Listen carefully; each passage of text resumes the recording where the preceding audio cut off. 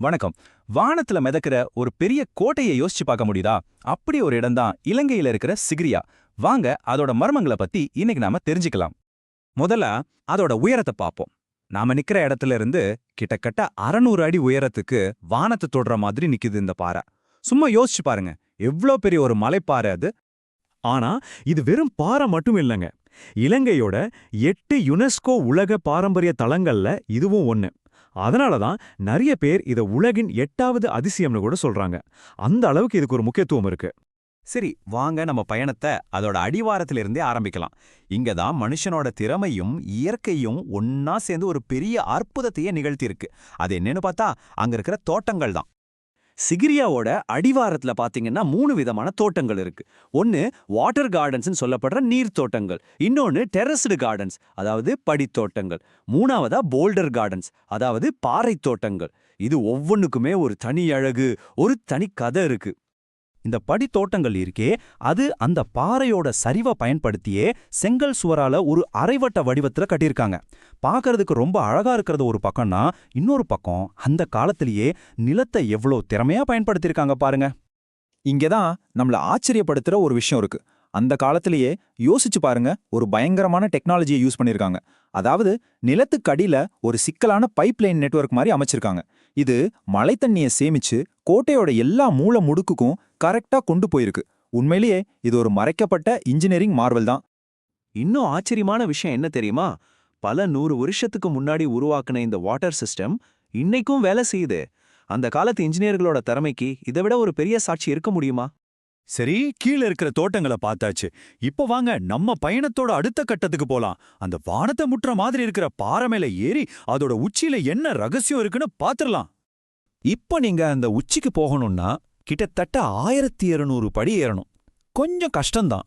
அதனால காலையில சீக்கிரமா கிளம்பிட்டீங்கன்னா கூட்டத்தையும் வேலையும் தவிர்த்து அந்த அனுபவத்தை முழுசா ரசிக்கலாம். ஆனா அந்த காலத்துல ராஜாலாம் நம்மள மாதிரி கஷ்டப்பட்டு நடந்து போகல. அவங்கள பல்லக்குல தான் தூக்கிட்டு போயிருக்காங்க. இதுல ஒரு சுவாரஸ்யமான விஷயம் என்னன்னா, பல்லக்கு தூக்குறவங்கள முன்னாடி போறவங்க குள்ளமாவும் பின்னாடி போறவங்க உயரமாவும் இருப்பாங்களாம். அப்போதான் அந்த பல்லக்கு எப்பவும் சமமா இருக்கும், ராஜாவுக்கு எந்த சிரமமும் இல்லாம இருக்கும்.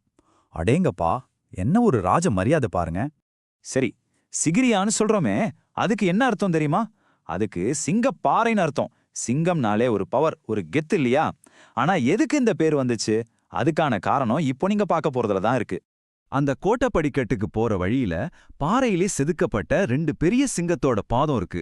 இதுதான் அந்த நுழைவாயில். இதனாலதான் இந்த இடத்துக்கு சிங்கப்பாறைன்னு பேரு வந்துச்சு. ஆனா இங்க ஒரு கேள்வி வருது. பாதம் மட்டும்தான் இருக்கா? சிங்கத்தோட தலை எங்க? ஒரு காலத்துல இந்த பாதங்களுக்கு மேல ஒரு முழு சிங்கத்தோட தலையும் இருந்ததா சொல்றாங்க. ஆனா காலம் போக போக இயற்கை சீற்றத்தால அது அழிஞ்சு போயிருச்சு. அப்படியே அந்த படிகள்ல ஏறி வந்தா இப்போ நாம சிகிரியாவோட உச்சிக்கு வந்தாச்சு. இது சும்மா ஒரு பாறையோட உச்சி இல்ல, ஒரு காலத்துல ஒரு ராஜாவோட அரண்மனையே இங்கதான் இருந்திருக்கு. கடல் மட்டத்துல இருந்து பாத்தீங்கன்னா சுமார் 1144 அடி உயரத்துல இருக்கோம் நாம.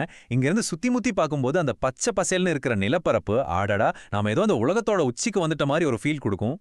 ஆமாங்க, இந்த ஒத்த பாறைக்கு மேல ஒரு முழு அரண்மனையே இருந்திருக்கு. அந்த காலத்துல இவ்ளோ உயரத்துல இப்படி ஒரு பெரிய கட்டடத்தை எப்படி கட்டியிருப்பாங்கன்னு நினைச்சா இன்னைக்கும் ரொம்ப ஆச்சரியமா இருக்கு.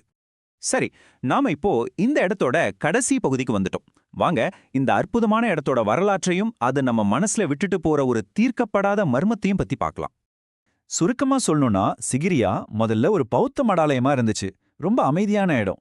ஆனா 5ஆம் நூற்றாண்டுல ஒரு ராஜா இதை ஒரு பயங்கரமான கோட்டையாவும் ஒரு பிரம்மாண்டமான அரண்மனையாவும் மாத்திட்டாரு. இன்னைக்கு இதை யுனெஸ்கோவால பாதுகாக்கப்பட்ட ஒரு உலக பாரம்பரிய சின்னம்.